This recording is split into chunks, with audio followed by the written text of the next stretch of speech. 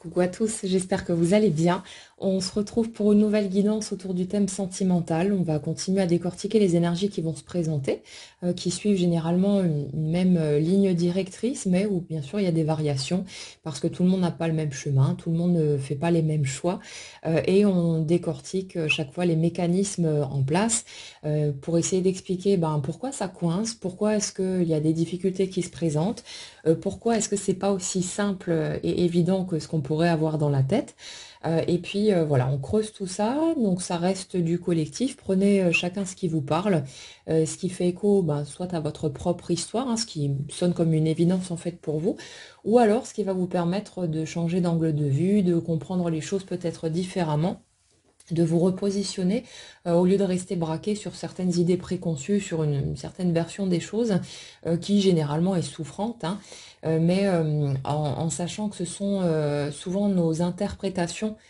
qui font qu'on souffre le plus de certaines situations, alors que le fait de changer de point de regard, ça permet de ressentir les choses différemment et ça fait aussi partie des objectifs pour ces guidances. Alors, aujourd'hui, on démarre sur une notion de se confronter à sa vulnérabilité, mais j'ai l'impression que ça va aller toucher des mécanismes d'enfance. Alors, on va décortiquer, on va dérouler le truc et puis on va voir où est-ce que ça va nous emmener. Mais j'ai en premier lieu l'énergie d'une personne qui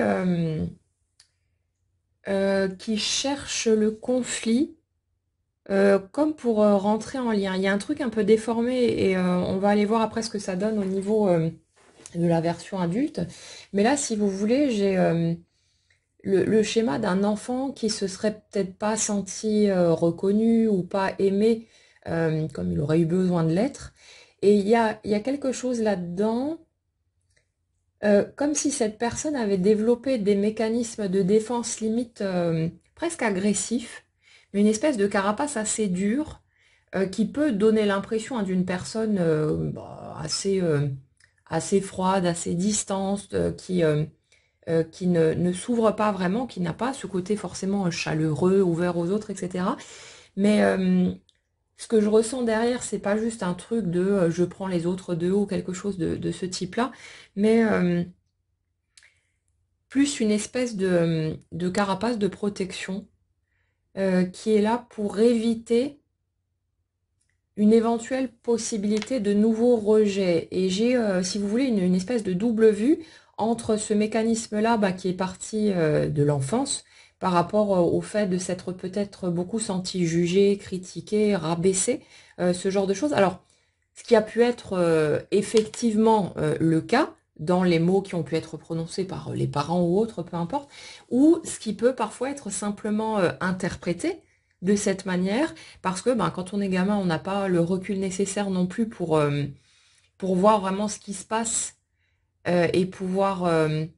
disons, avoir assez de connaissances sur comment fonctionne un humain et puis de savoir que papa et maman sont pas toujours au taquet, de bonne humeur, en pleine forme, etc., que chacun a ses épreuves et tout ce qui s'ensuit. Et ça fait que très souvent, en fait, on va interpréter les choses d'une façon mais totalement déformée, où on va croire que ça veut dire qu'on nous aime pas, qu'on n'est pas suffisant, qu'on ne nous accorde pas de valeur ou ce genre de choses, alors que c'est pas nécessairement une vérité, souvent c'est pas le cas en fait, mais il y a ce truc-là qui fait qu'on va se construire en fait sur des bases qui sont fausses, mais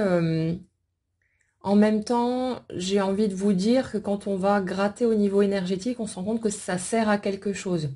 par rapport aux aspirations, aux intentions, à ce qui va se développer ensuite. Ça va avoir son utilité, mais bon, on va pas partir dans cette direction-là parce que sinon on va s'éloigner du morceau qui nous intéresse ici. Mais voilà, gardez juste en tête que c'est pas gratuit, que c'est pas là pour rien et que si vous développez ce genre de truc, ça a d'autres implications à différents niveaux en fait, et que c'est là aussi pour réparer différentes choses, que ce soit dans la lignée familiale ou autre, mais il y a vraiment quelque chose derrière. Mais là, si vous voulez, euh, j'ai l'énergie d'une personne, je pense que ça va rejoindre ce qui ressortait dans la dernière guidance par rapport au fait de s'ouvrir au niveau verbalisation, de pouvoir apprendre à s'exprimer en arrêtant de se planquer en fait derrière des carapaces. Et on va aller décortiquer le morceau d'avant pour comprendre mieux les schémas qui se présentent là. Et justement, je pense que ça rejoint ce qu'on disait la dernière fois sur l'énergie d'une personne qui n'a jamais été en mesure de vraiment s'exprimer, en tout cas au niveau de ce qui était sentiment, tous ces trucs-là. Et quelqu'un qui a pu bah, soit carrément ne rien dire, ou même partir peut-être à contresens en essayant de tout faire pour persuader l'autre que bah, la personne n'était pas dans les mêmes dispositions, ce genre de... Alors, attention, avec ce type d'éléments, ça ne veut pas dire que ça concerne tout le monde et que si une personne a dit qu'elle ne partageait pas vos sentiments, ça veut forcément dire qu'elle s'est carapacée et que c'est pas vrai. Il faut faire attention, il faut être prudent avec ces morceaux-là. Fiez-vous avant tout à votre matière et n'allez pas déformer tous les faits, les retourner. Là, on parle d'un schéma bien précis, ça vous concernera ou pas, mais voilà, suivez votre fil tranquillement, mais prenez toujours du recul sur ce qui est partagé dans les guidances, parce que forcément, ça ne peut pas être le reflet de l'histoire de chacun d'entre vous non plus. Donc, prenez seulement les morceaux qui vous parlent, et pour le reste, conservez quelque part de recul, ce sera toujours mieux comme ça pour éviter les déceptions, les illusions et ces trucs-là. Mais ouais, là, si vous voulez, je suis sur l'énergie d'une personne qui...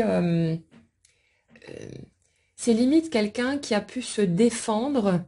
de tout ce qui venait participer à son ouverture de cœur. J'ai vraiment l'impression de quelqu'un qui n'était pas juste dans une petite peur ou un petit truc, voilà, sans conséquence, mais il y a vraiment une énergie plus forte derrière, une vraie lutte, une vraie bataille, comme si cette personne s'était mis en tête que si elle ouvrait son cœur, qu'elle se laissait juste aller en fait à ses émotions, que c'est quelque chose qui allait forcément être retourné contre elle et qui allait bah, la blesser, voire l'anéantir totalement. Il y a un truc comme ça qui nous ramène forcément au schéma d'enfance et ça nous emmène vers ce schéma d'une personne, c'est plutôt sur la seconde énergie, mais après peut-être que vous vous y retrouverez aussi par rapport à la première, vous verrez bien. Mais on a quelqu'un qui a pu ouais, subir des humiliations, des moqueries, des choses comme ça, quand justement cette personne ouvrait son cœur en étant gamin ou gamine, et qui a fini par enregistrer que laisser parler ses émotions, être dans cette espèce de, vous savez, de simplicité enfantine où on dit les choses comme on les pense, sans réfléchir, sans calculer, sans se retenir, où on peut voilà, bah, dire aux autres qu'on les aime et tous ces trucs-là sans se limiter d'aucune façon. Et là, on a l'impression que c'est quelqu'un qui, en s'exprimant de cette manière-là, dans toute sa spontanéité, s'est pris,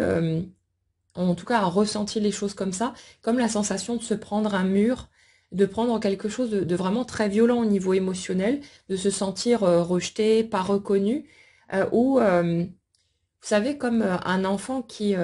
offrirait un cadeau qui pour lui serait le truc le plus précieux au monde et qui voudrait le donner à une personne qu'il aime bah, pour lui montrer tout simplement son amour et que la personne prendrait le cadeau, le balancerait par terre ou le piétinerait ou peu importe. Mais il y a vraiment ça dans l'énergie, cette sensation de déchirure, quelque chose qui a été vécu de façon très, très violente et, et qui s'est imprimé quelque part dans la structure de la personne pour bah, l'emmener à développer des mécanismes de défense, de protection, qui ont pu la pousser à réprimer énormément, mais j'ai l'impression que c'est de tous les côtés. C'est non seulement je ne m'autorise pas à ressentir, ou alors je vais m'éloigner autant que possible de toute situation qui pourrait générer de l'émotionnel chez moi, de l'émotionnel positif, hein, et je ne m'autorise pas non plus à exprimer, à verbaliser, y compris d'ailleurs dans ce qui peut être colère, peur, tous ces trucs-là. J'ai vraiment l'impression que c'est une personne qui s'est posé des barrières de tous les côtés en même temps,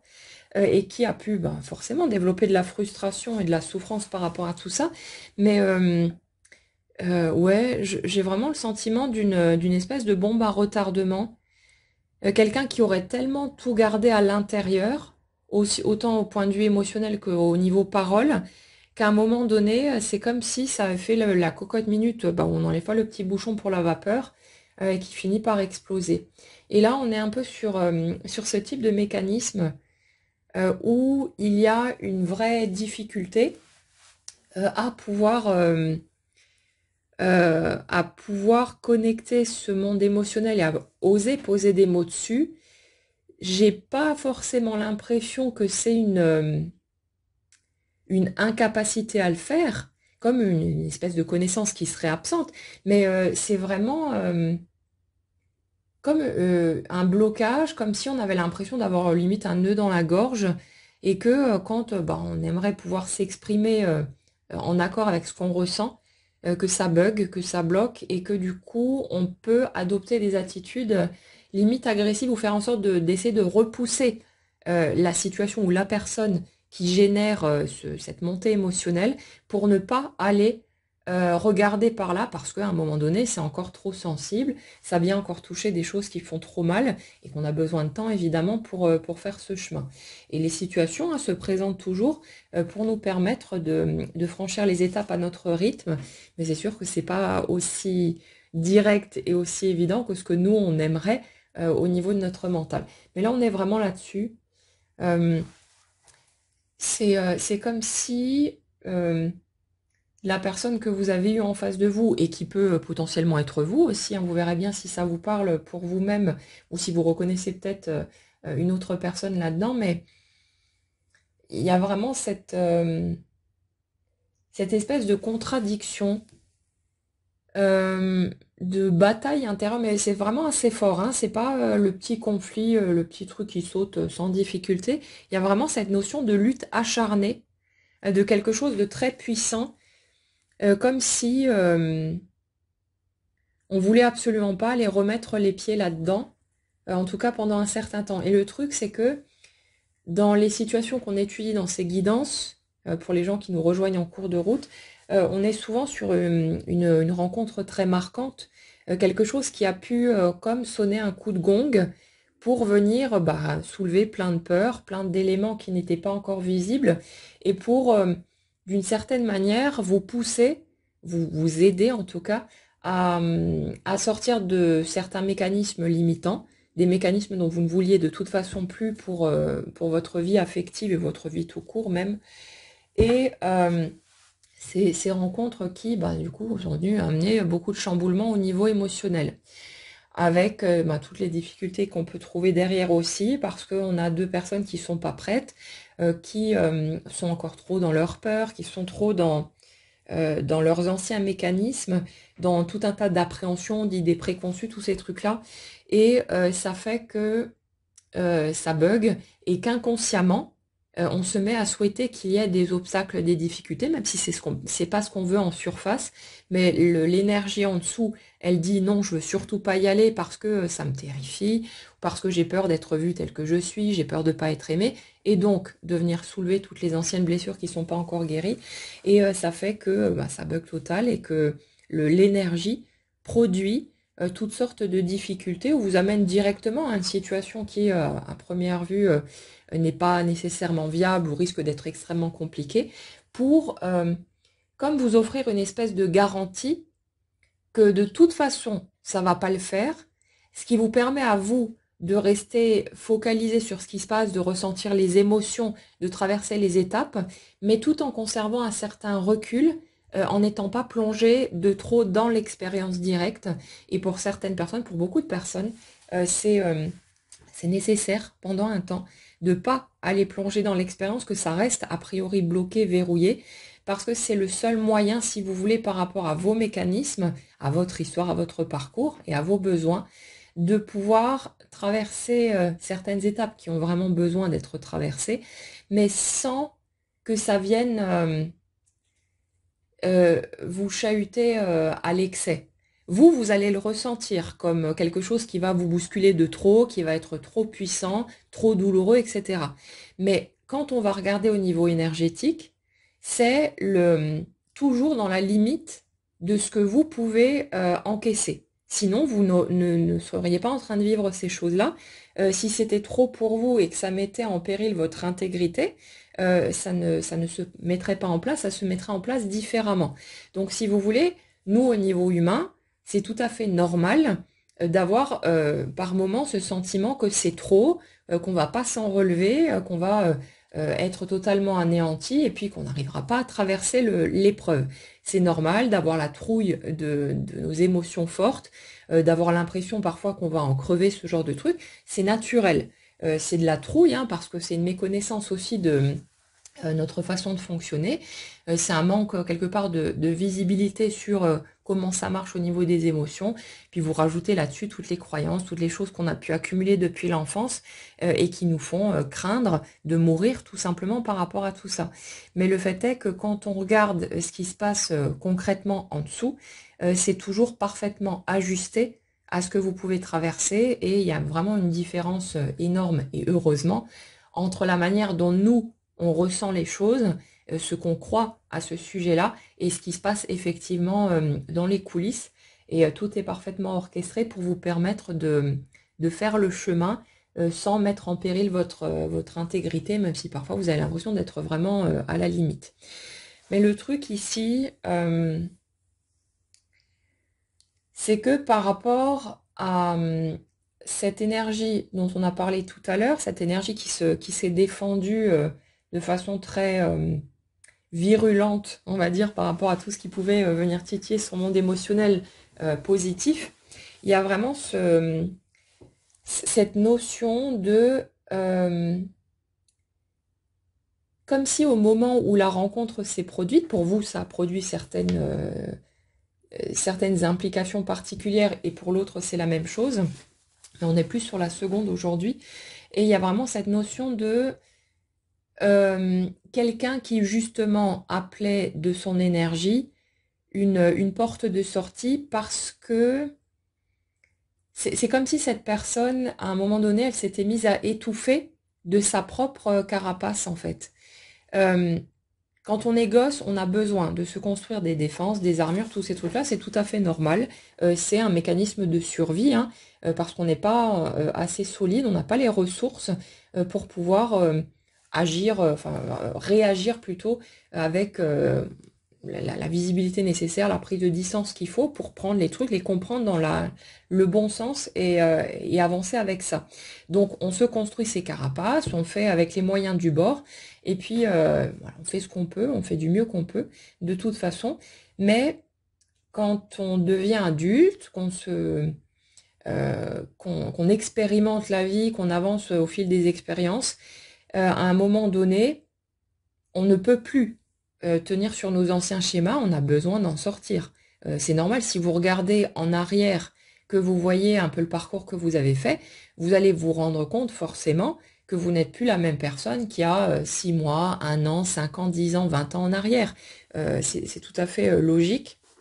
Il y a une évolution qui est inévitable, même si parfois, quand on a le nez en plein dedans, on a l'impression que ça bouge pas, que c'est bloqué, mais c'est pas vrai. C'est juste qu'on le voit avec du recul, comme si, vous savez, les enfants qui voient papy et mamie tous les 15 jours ou une fois par mois, ou j'en sais rien,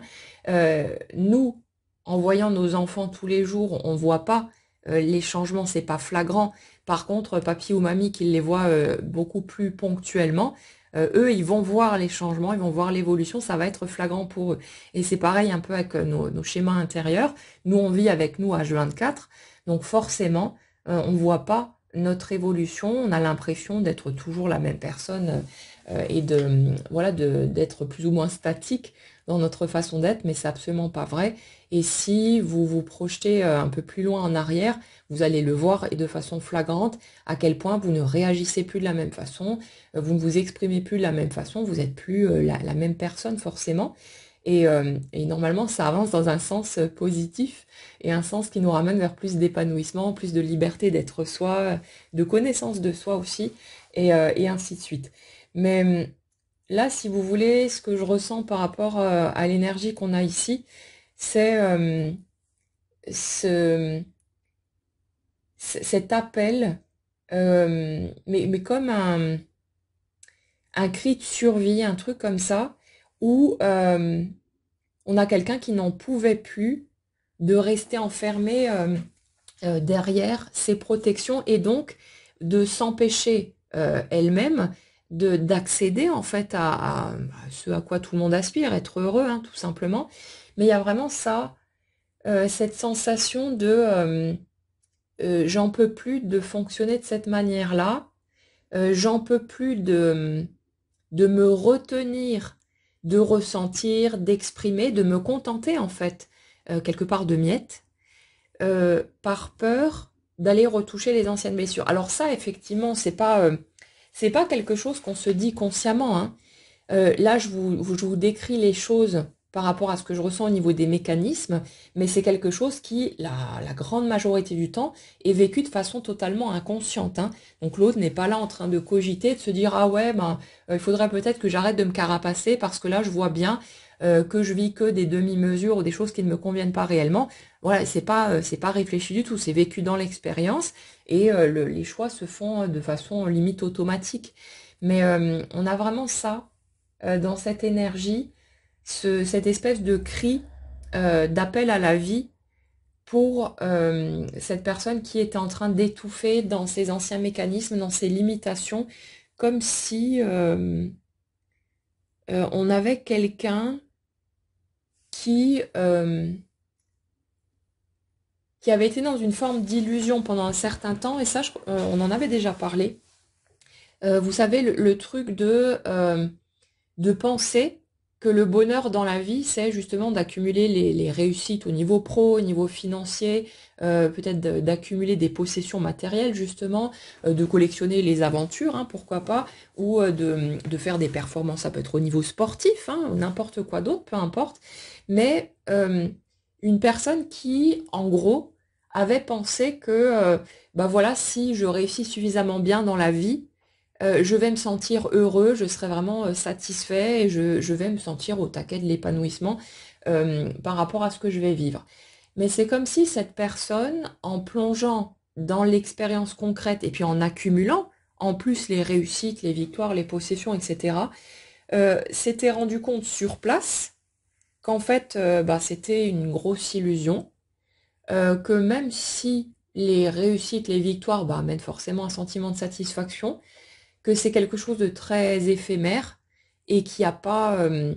il n'y a pas un socle solide en dessous. C'est pas quelque chose qui reste, c'est pas quelque chose qui amène de la joie de vivre. Et si vous voulez,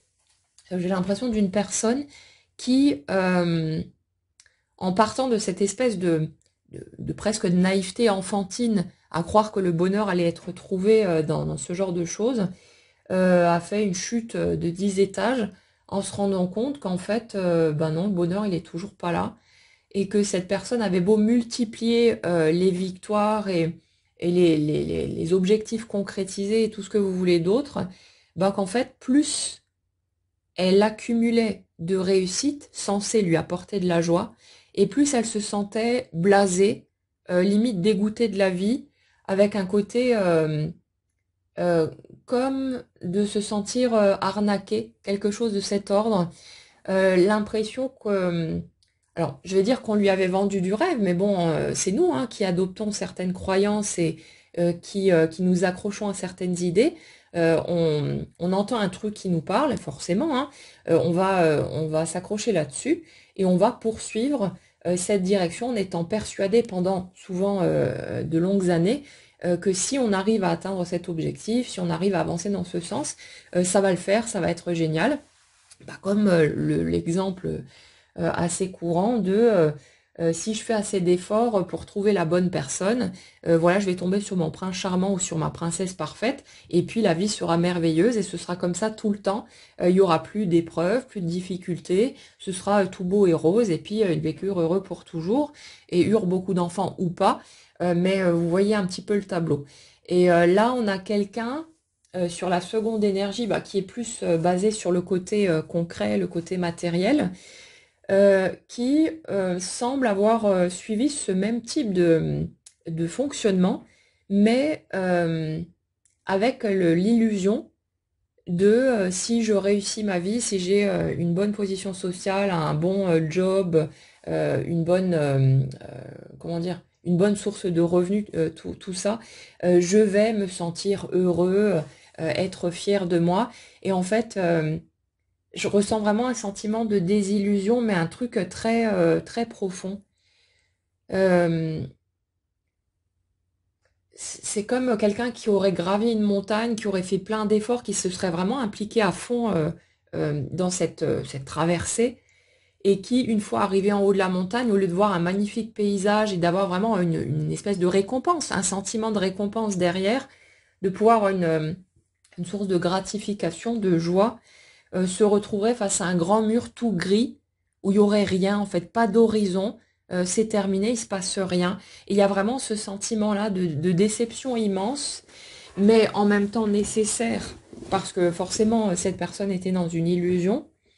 et un besoin, bah, quelque part, de se prendre un mur aussi pour ouvrir une autre porte, parce que j'ai l'impression de quelqu'un qui pouvait être buté, borné, mais vraiment en mode maxi tête de mule, et du coup qui pouvait avoir un mal fou à démordre de ses idées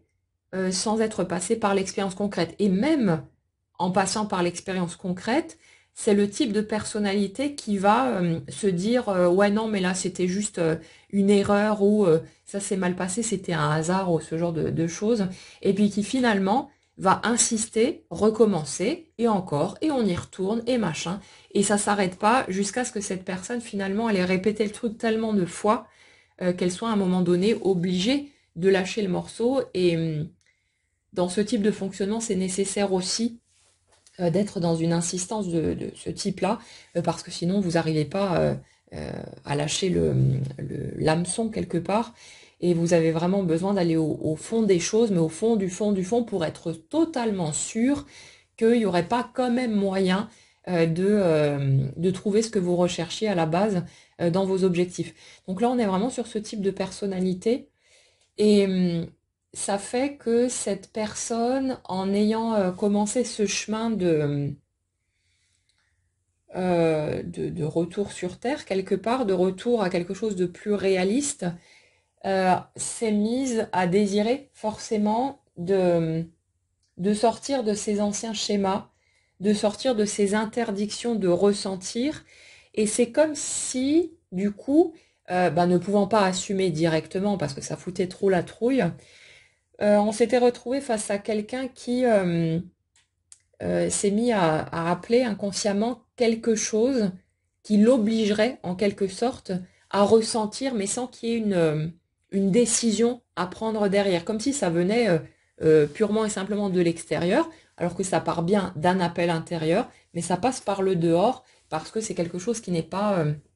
qui peut pas être assumé directement. Puis comme dit, on n'a pas la visibilité, on n'a pas la sagesse nécessaire pour pouvoir aiguiller par nous-mêmes tous ces trucs-là. Et on a besoin que ça passe a priori par une force extérieure, alors que c'est bien notre énergie qui produit tout ça. Mais c'est comme si la rencontre qui s'était produite, qui est venue sonner ce grand coup de gong pour les deux énergies en place, avait du coup servi de déclencheur pour faire entrer en résonance toute cette carapace qui bloquait l'accès à son monde émotionnel. Et du coup, c'est comme si cette reconnaissance de soi en l'autre, l'espèce de lien particulier qui a été ressenti des deux côtés, même si tout le monde ne peut pas forcément mettre des mots dessus, mais on dirait que ça a provoqué chez cette personne un truc tellement bizarre, tellement anormal, tellement en dehors de ce qui avait pu être connu jusque-là, que cette personne n'a pas pu passer à côté de ce que ça a pu provoquer au niveau émotionnel.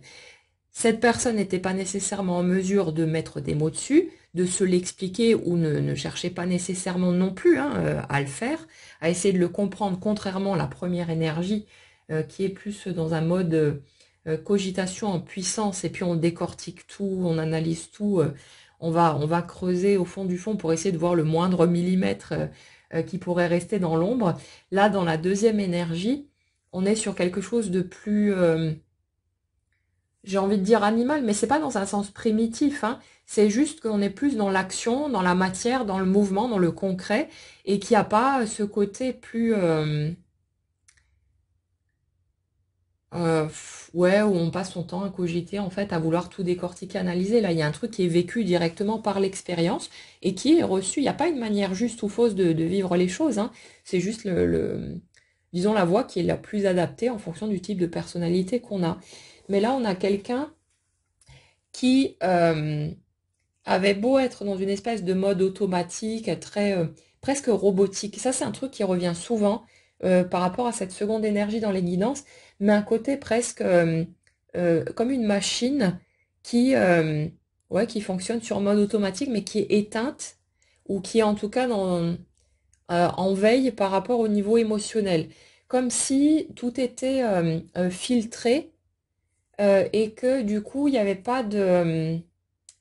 C'était entendu à un niveau très très bas, mais comme si on avait posé un coussin dessus pour que le son sorte pas trop fort, que ce soit étouffé. Et ça fait que les émotions ne sont pas ressenties à la hauteur de ce qui se passe réellement à l'intérieur. Et du coup, ben, cette personne, en appelant inconsciemment par le passé toutes sortes de situations qui allaient limiter le risque de ressentir d'être chahutée au niveau émotionnel, bah là, elle en pouvait plus. Elle étouffait dans sa propre carapace et c'est comme si à un moment donné c'était devenu tellement souffrant qu'il y avait eu un tel ras-le-bol parce que du coup bah, la vie elle n'a plus vraiment d'enjeu. Il y a ce côté mais à quoi ça sert si là où on a cru trouver son bonheur à travers toutes sortes d'objectifs, bah, à force de les concrétiser, on collectionne et puis on se rend compte qu'il ne se passe rien, que c'est plat, qu'il n'y a pas de, il y a pas ce sentiment de récompense, de victoire au bout, et ça s'effondre de plus en plus. Donc à un moment donné, on se met à désirer autre chose et la vie est obligée de nous donner ce qu'on appelle au niveau énergétique, pas au niveau du mental, donc ça sert à rien de crier vers le ciel, allez, envoyez les cadeaux, machin et tout. Voilà, vous pouvez le faire, hein, mais ne vous attendez pas forcément à voir quelque chose descendre, sauf peut-être des grêlons. Mais on a dans l'énergie de cette personne vraiment ouais, presque cet appel désespéré. Et vous voyez, c'est toujours rigolo de voir le miroir des deux côtés, parce que sur la première énergie, ce dont on a parlé encore assez récemment, il me semble, c'est ce truc d'avoir ce besoin vraiment impératif, d'avoir une preuve qu'on peut ressentir des choses extrêmement fortes, que ça existe bel et bien, qu'on peut y aller. Et vous voyez, autant cette intensité émotionnelle pouvait être désirée au niveau de la première énergie, parce que dans cette énergie-là, il y a beaucoup plus euh, de connexion avec le monde subtil, avec tout ce qui est au niveau de l'émotionnel, et c'est un support pour se nourrir. C'est vraiment ce monde émotionnel, c'est une nécessité qu'il soit suffisamment actif. Bah, sinon, on a aussi cette impression de tourner en rond, d'être dans le vide, et cette espèce de désintérêt en fait pour l'expérience humaine quand le monde émotionnel n'est pas assez nourri. Et dans la deuxième énergie, on était plutôt dans un refus en fait de vivre les émotions jusqu'à ce que ce refus, cette protection illusoire contre la souffrance évidemment, devienne tellement lourd bah, que finalement le désir inverse a commencé à arriver au niveau de l'inconscient et qu'il a fallu que quelque chose vienne s'imposer parce que cette personne, elle n'aurait pas pu décider d'elle-même, se dire, bon, ok, je vais essayer d'aller dans d'autres directions qui vont me stimuler un peu plus, ou voilà, c'était pas possible, il y avait trop de peur, il y avait trop de freins, donc ça s'est plus ou moins imposé à première vue de l'extérieur à travers cette rencontre, mais c'est bien l'appel énergétique qui provoque tout ça, et c'est pareil dans les deux directions de toute façon. On a vraiment une personne qui en premier lieu, ouais, j'ai vraiment cette sensation de quelqu'un qui, en voyant arriver cette étape-là, s'est plus ou moins barricadé. En fait, c'est comme si dans un premier temps, quand il y avait encore une espèce de distance entre les deux, qu'il n'y avait pas vraiment d'avancée, d'expression, de choses concrètes qui commençaient à se dessiner, les deux ont baigné plus ou moins dans ce sentiment d'osmose, de connexion, de bonheur absolu, en fait, d'avoir l'impression de se voir soi dans le corps d'un autre. C'est très particulier, l'impression d'avoir trouvé sa moitié, hein. C'est toujours ce truc-là qui revient. Mais c'est comme si dans un premier temps, les deux avaient profité de ces magnifiques énergies, parce que c'est extrêmement agréable forcément à ressentir. C'est quelque chose de très beau et de très fort. Mais très vite, notre première énergie a eu envie de voir plus loin, a eu envie d'aller explorer ce truc-là dans la matière, même si il y avait des peurs derrière qui appelaient quelque part l'inverse. Mais au niveau de la première énergie, c'est comme si ces personnes-là avaient eu tellement peur de passer à côté de quelque chose, de rater la grande histoire de leur vie, que du coup elles se sont mis à vouloir vite choper l'autre. On sort le harpon, la canne à pêche, les filets, tout ce qu'il faut, et on essaye d'attraper le poisson en face. Et le truc, c'est que l'autre en face, lui, n'était pas du tout prêt à aller prendre le risque, si vous voulez, de s'exposer au niveau émotionnel. C'était bien à distance, on profite de loin, entre guillemets, hein, plus ou moins, mais tant qu'il y a une distance entre les deux, c'est bon. Par contre, c'est comme si plus la première énergie avait cherché à se rapprocher de la seconde et à devenir,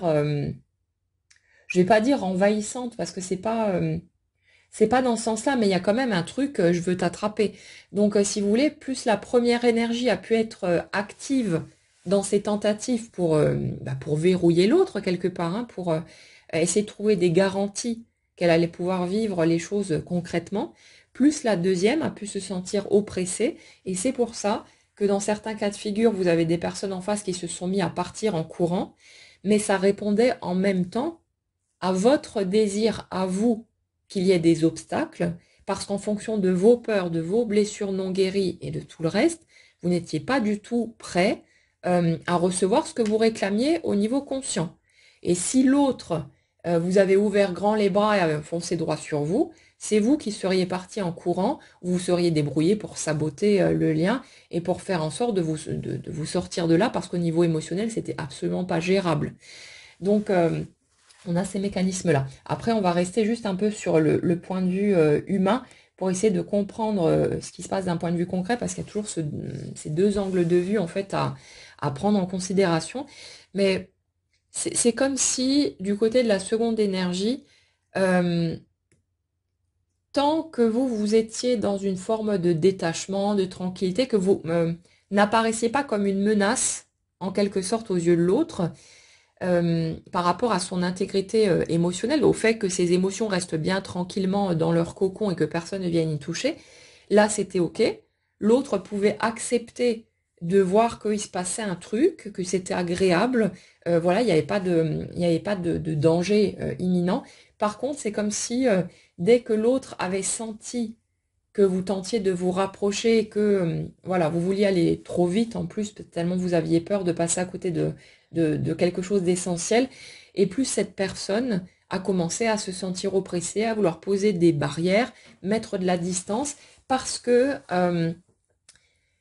c'est comme si du coup la première énergie n'avait pas respecté son rythme. Et bon, c'est normal étant donné les schémas en place de l'autre côté aussi, mais il y a ce truc-là. Et ce qui se passe aussi, c'est que même pour la première énergie, vous ne respectiez pas votre propre rythme. Parce que si vous aviez respecté votre rythme, vous auriez admis que vous étiez terrorisé, que vous étiez pété de trouille, pas prêt à retourner dans l'expérience du couple, et du coup vous seriez laissé le temps. Mais quand vous avez passé toute votre vie à espérer trouver la belle et grande rencontre, la belle et grande relation, et que vous avez quelque chose qui se produit, une personne qui débarque sur votre route, qui vous fait ressentir quelque chose que vous n'aviez jamais ressenti avant, c'est tout à fait normal de vouloir foncer dessus et de vouloir se dépêcher de valider la petite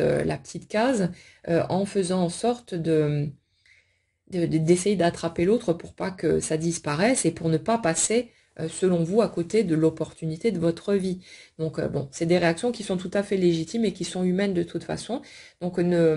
n'entendez surtout pas mes propos en pensant que je suis en train de vous dire que si vous avez réagi comme ça, que c'était pas bien, que vous auriez dû faire autre chose ou je sais pas quoi. Vous ne pouviez pas faire autre chose de toute façon. Et puis, c'est derrière vous, donc il n'y a pas à se torturer dans tous les sens. Hein. C'est pas le fait de résister suffisamment fort contre le passé qui va le changer. Une fois qu'on a capté ce truc-là, on peut s'autoriser à lâcher prise un peu plus facilement. Mais c'est juste pour vous expliquer ce qui s'est passé, que vous ayez une meilleure compréhension, en sachant que chaque étape, chaque prise de panique et tout ce que vous voulez d'autre est de toute façon nécessaire, fait partie des étapes et provoque d'autres choses à différents niveaux qui sont nécessaires pour votre cheminement et que vous puissiez après avancer sur toutes les étapes pour aller vers ce que vous voulez vraiment. Mais là, ouais, on a cette seconde énergie qui a pu se barricader à l'excès au niveau des émotions. Et puis forcément, à un moment donné aussi, quand la première énergie en face, elle finit par lâcher prise, elle finit à force de souffrir aussi par lâcher le morceau. Et c'est comme si l'autre, du coup, se met à rentrer dans la peur de perdre et ces mécanismes-là, une fois que l'autre commence à lâcher prise, à prendre de la distance, parce que l'autre, elle le ressent, les émotions qui viennent aussi, même si c'est très étouffé dans un premier temps par rapport à ses habitudes, mais c'est comme s'il y avait toujours une espèce de balance où il ne peut pas y avoir d'avancée si la balance penche trop d'un côté. C'est si la première énergie est trop dans la tentative d'attraper l'autre, ça ne peut pas le faire de toute façon, parce que l'autre, d'une certaine manière, au niveau énergétique, va équilibrer ce schéma-là en prenant la fuite, comme pour servir de barrière aussi à la première personne pour qu'elle arrête de se comporter de cette manière-là, parce qu'elle-même ne se supporte pas dans ces mécanismes-là de courir après l'autre, de réclamer, de quémander, de mendier 3 grammes d'affection ou d'attention. Donc c'est pas jouable. Mais c'est vraiment un miroir parfait, puisque les mécanismes de l'un sont parfaitement complémentaires quelque part avec les mécanismes de l'autre, et ça fait que les deux se servent à la fois de déclencheurs et de barrières, de limitations, de freins quand c'est nécessaire pour trouver un juste équilibre et que chacun puisse aussi atteindre une forme d'équilibre pour lui-même qui ne fera plus pencher la balance à partir de l'extérieur. Ça, c'est quelque chose qui se fait dans le temps, donc vous prenez pas la tête si vous n'y êtes pas encore, ça va venir de toute façon. Mais disons que sur les schémas sur lesquels vous étiez au moment où la rencontre s'est faite, d'un côté comme de l'autre, vous n'étiez de toute façon pas prêt à concrétiser quoi que ce soit, et il était totalement impératif que tout un chemin soit fait de connaissance de soi, de guérison de ses blessures, de compréhension de plein de choses, mais qui se fait naturellement, qu'on n'est pas, vous n'allez pas pouvoir forcer, quelles que soient les techniques, les bouquins que vous allez lire. Ça va vous faire découvrir des trucs, mieux comprendre, etc. Ça peut être une bonne direction à suivre pour vous si ça vous fait du bien, mais c'est pas une voie obligatoire. Sinon, les personnes qui s'intéressent pas du tout à ce genre de choses n'auraient pas de vie. Mais on sait que c'est le cas, que leur vie bouge, que leur vie avance, et souvent, on a le sentiment, en tout cas vu de l'extérieur, que les gens qui ne se préoccupent pas du développement personnel, de la spiritualité, et ainsi de suite, c'est plus fluide pour elles, ça bouge, ça avance, alors que souvent, quand on est dans des tentatives de compréhension, on peut avoir le sentiment d'être bloqué sur place à certains moments, que ça bouge pas, etc. Mais voilà, c'est toujours ajusté au parcours de chacun et ça reste aussi des interprétations parce que quand on a l'impression que ça bouge pas, c'est juste parce qu'on est focus sur un point bien précis et qu'on regarde pas du coup tous les autres morceaux qui bougent autour, tellement on fait une fixette sur le truc qu'on pense devoir faire bouger avec nos techniques et nos trucs en tout genre de l'autre côté, mais c'est une illusion en fait. Hein. Pour notre seconde énergie, justement, c'est comme si à travers le chemin de guérison qui a été fait par la première énergie en premier, il y a une sorte de détachement qui s'est opéré, il y a une prise de recul, un recentrage sur soi, le fait de pouvoir devenir sa propre priorité, d'arrêter de vivre en fonction des autres et de se laisser définir aussi par les autres et de pouvoir vraiment reprendre le pouvoir sur sa vie. Et c'est comme si pour la seconde énergie, euh, le fait que la première ait fait ce chemin et donc soit avancée dans le détachement, ne cherche plus la communication, les échanges, euh, c'est comme si ça avait déclenché aussi certaines peurs, certaines remises en question et, du coup l'éloignement a pu déclencher certaines souffrances comme si l'autre avait fini par s'abandonner aux émotions qui pouvaient être ressenties au lieu de lutter contre. Disons que cette personne a pu lutter contre pendant un certain temps, a pu essayer de s'en défendre, peut-être même de vous convaincre que non mais c'est pas vrai machin, alors que vous perceviez clairement ce qui se passait en face. Mais on a vraiment une personne qui allait au bout quelque part de ses forces en luttant contre ce monde émotionnel qui bougeait tellement fort que de toute façon ça ne pouvait pas rester en sourdine éternellement. Mais on dirait que le fait justement de s'épuiser à ça, ça fait qu'à un moment donné, il y a quelque chose qui cède, il y a la carapace qui finit par se craqueler, et c'est comme si cette personne avait fini par s'abandonner à ce qui était ressenti pour finir par l'accepter, par le reconnaître et par arrêter d'en avoir peur. Et bon, le fait que vous, pour les premières énergies, vous ayez pu prendre de la distance, arrêter de courir après, de chercher le contact avec l'autre et tous ces trucs-là, ça a pu aussi contribuer forcément. Ça ne veut pas dire qu'on doit essayer de se forcer à aller par là, parce que bon, vous n'y arriverez pas de toute façon, vous pouvez essayer, mais ça se fera naturellement un moment parce que vous en aurez tellement ras-le-bol de souffrir, de rien voir bouger, que vous allez lâcher naturellement. Alors laissez-vous tranquille avec les étapes où vous en êtes et vous verrez bien de quelle façon ça va se présenter. Mais sur la seconde énergie, c'est comme si c'était précisément quelque part le détachement, la prise de recul et potentiellement aussi les conflits qui ont pu se présenter, qui sont venus, on va dire, taper au bon endroit pour que l'autre finisse par lâcher sa carapace et finisse par accepter que ses émotions sont quelque chose de naturel et que quelque part se priver de ce monde émotionnel par peur de souffrir, c'est aussi se priver de tout ce qui est source de joie, de bonheur, d'enthousiasme. Et verrouiller un côté verrouille automatiquement l'autre et c'est comme ça pour tout. Donc on a quelqu'un qui, consciemment ou non, hein, peu importe, a fini par lâcher la carapace et par accepter ce qui était ressenti. Et c'est comme si là où la première énergie avait pu gagner, je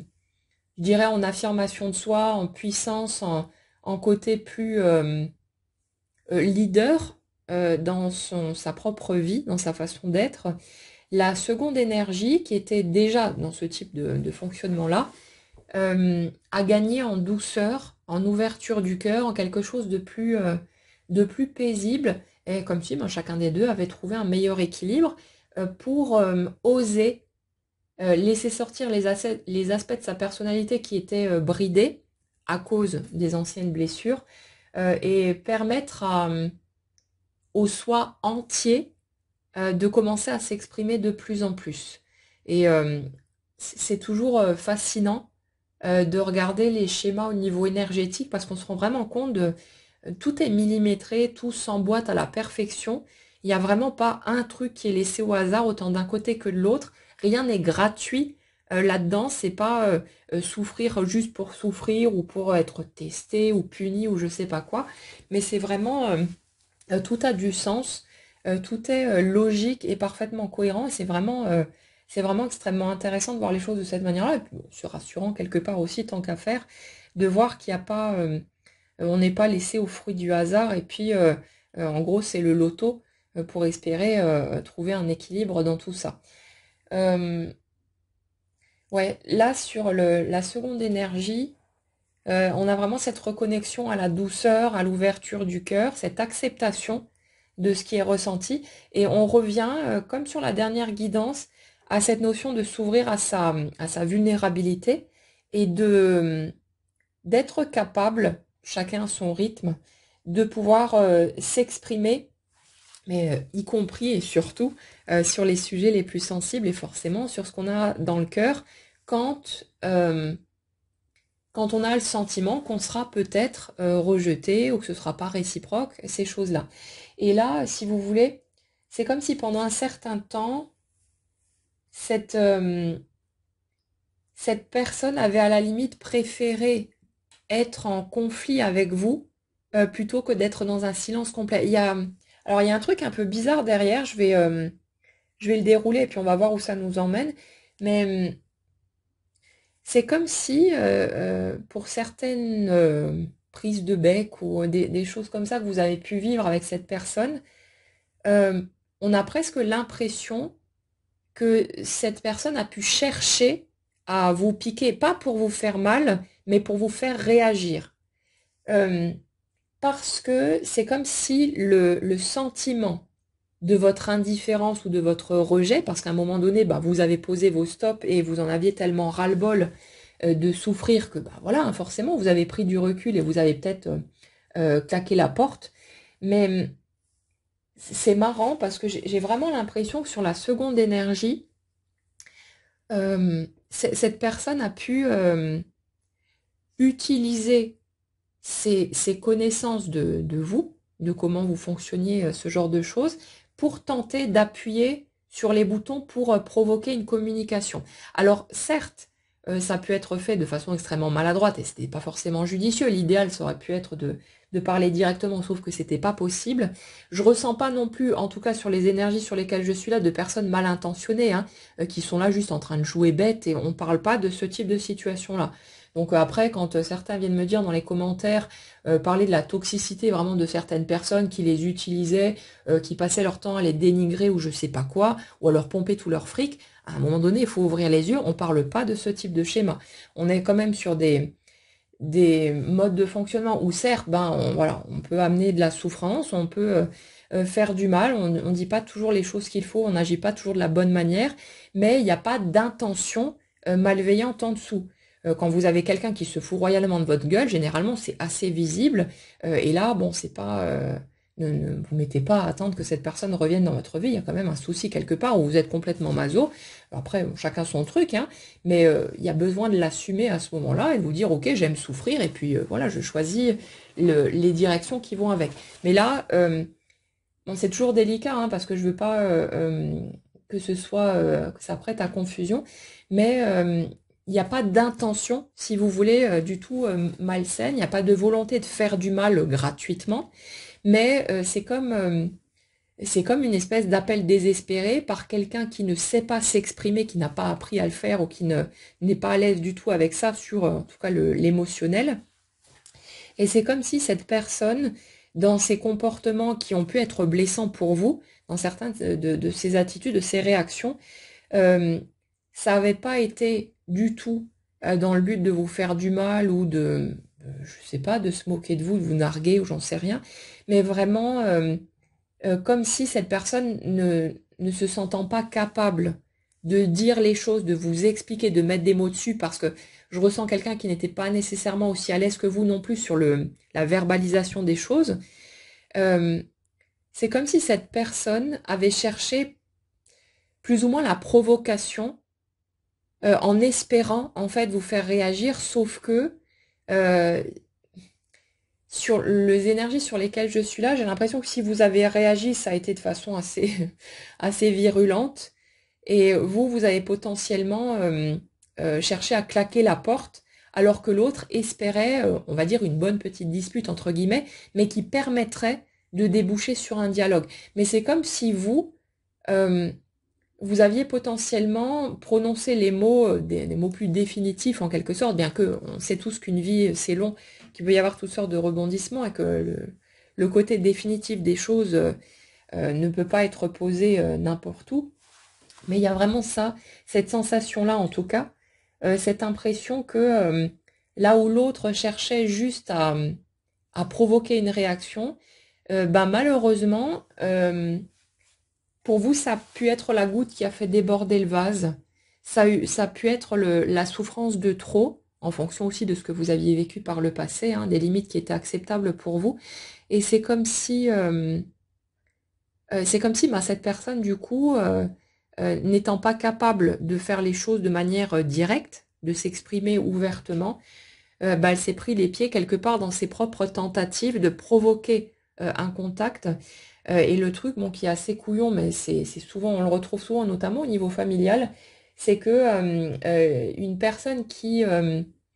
se sent trop dans la peur du rejet, justement, va souvent préférer les conflits à pas de contact du tout. Et vous avez souvent des personnes qui sont hyper maladroites dans leur façon de communiquer, qui vont venir comme des couillons à faire des remarques ou à essayer de vous piquer sur certaines choses, alors que l'intention en fait qui est derrière n'est pas de faire du mal ou voilà de balancer des choses gratuitement, mais c'est de chercher à attirer l'attention. Mais c'est des personnes qui n'ont pas appris à communiquer de façon saine et claire, qui ne savent pas forcément mettre des mots et qui ont tellement la trouille quelque part d'être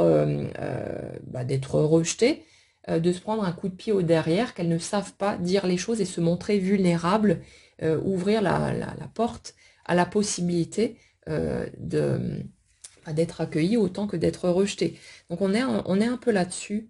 Euh, Vraiment cette sensation euh, par désespoir quelque part, parce que c'était la seule option accessible, de quelqu'un qui a pu chercher à ben, appuyer là où elle savait que vous risquiez de bouger, de réagir, mais qui du coup ben, s'est pris les pieds dans son propre filet, parce que du coup, au lieu de provoquer l'effet désiré et d'amener la situation vers de la communication,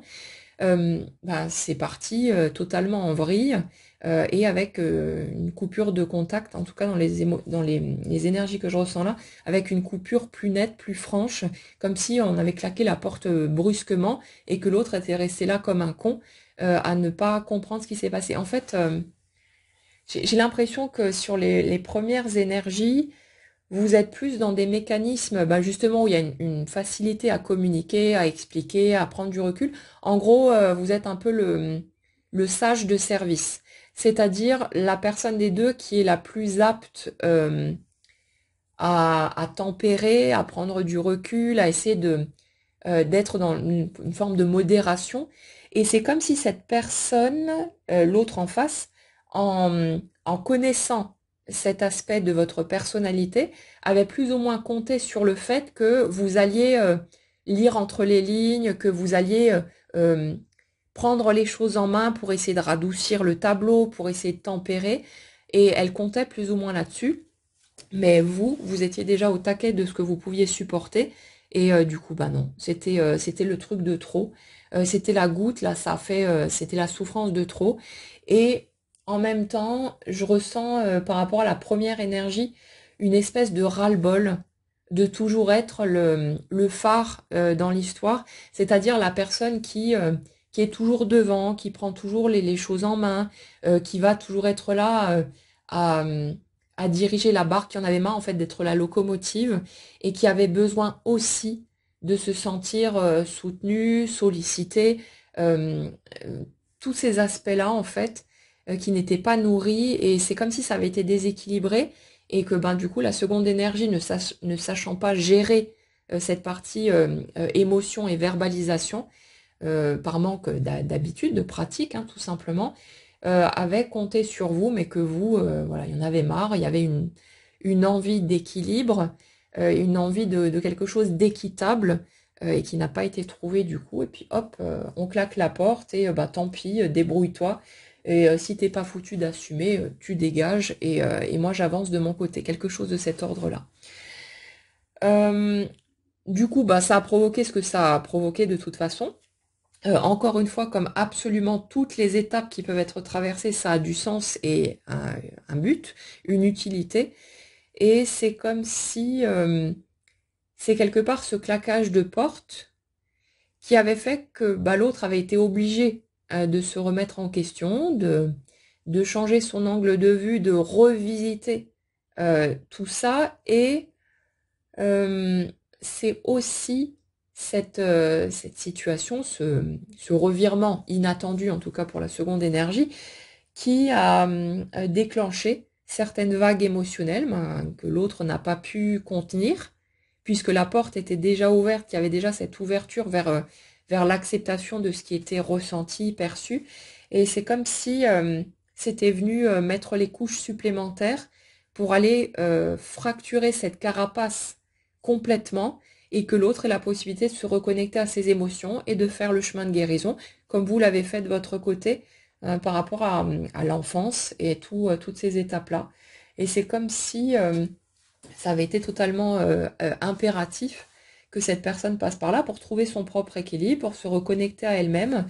et pour se rendre compte aussi qu'il y avait tout un monde au-delà du plan concret, du matériel, du superficiel, et qu'on peut vivre des choses beaucoup plus profondes si on accepte de s'ouvrir à ses émotions et de prendre des risques, de prendre le risque de se montrer tel que l'on est, d'ouvrir son cœur, de peut-être se prendre un vent. Mais il n'y a qu'en acceptant ces risques-là qu'on peut aussi prendre le risque que ça se passe bien, qu'il y ait une belle communication, qu'il y ait des choses sympas qui se mettent en place derrière. C'est pas le fait de jouer les kékés, de jouer les fiers, à toujours essayer ouais, de faire la personne qui en a rien à foutre de rien, qui est là à faire son petit numéro de cirque. C'est pas ça qui va ouvrir des portes. Donc tant que cette personne elle est dans ce type de mécanisme, elle ira nulle part de toute façon. Mais tout s'organise hein, pour nous permettre, quand on est dans ce type de fonctionnement, de sortir de là et d'aller reconnecter les morceaux qu'on a laissés de côté parce qu'on ne pouvait pas les assumer, les intégrer pendant un certain temps, tant qu'on était encore trop dans nos blessures. Du coup, ouais, autant la première énergie, elle est là, tracer son petit bonhomme de chemin, être dans l'ouverture, à s'ouvrir à d'autres potentielles rencontres aussi. Il y a vraiment cette notion de je tourne la page, je me laisse porter, arrivera ce qui arrivera. Ce côté, je navigue à l'aveugle dans le moment présent, je vis ce que j'ai besoin de vivre et puis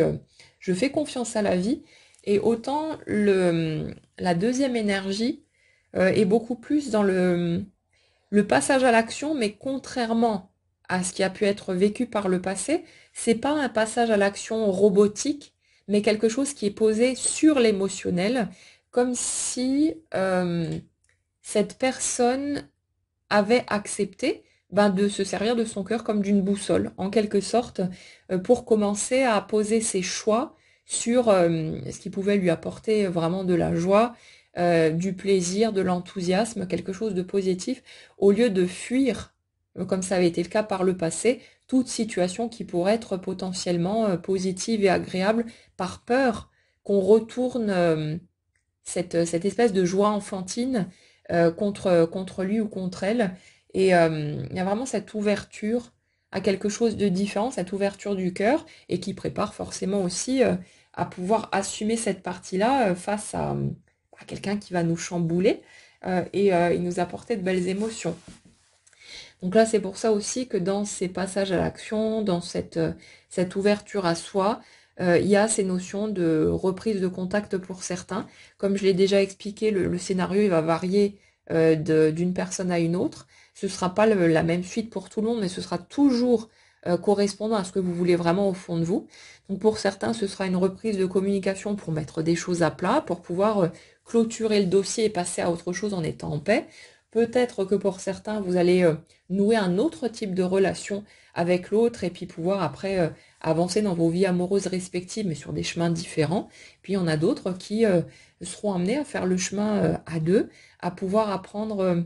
je dirais, à se découvrir dans de bonnes conditions cette fois et à pouvoir explorer cette nouvelle facette en étant dans son intégrité, dans son authenticité et en osant, à son rythme, dévoiler tout ça à l'autre, le laisser accéder à cet espace-là sans plus avoir peur et en choisissant de faire le chemin à deux, tout simplement. Mais ouais, on a vraiment cette notion de belle transformation de toute façon, de quelque chose qui certes a pu être extrêmement chahutant, mais des deux côtés, hein, c'est pas seulement l'un des deux qui a beaucoup souffert et puis l'autre en mode rien à foutre, et puis voilà. C'est la sensation que certains ont pu avoir, mais ça reste votre interprétation, et souvent, c'est posé sur le désir d'être victime de l'autre.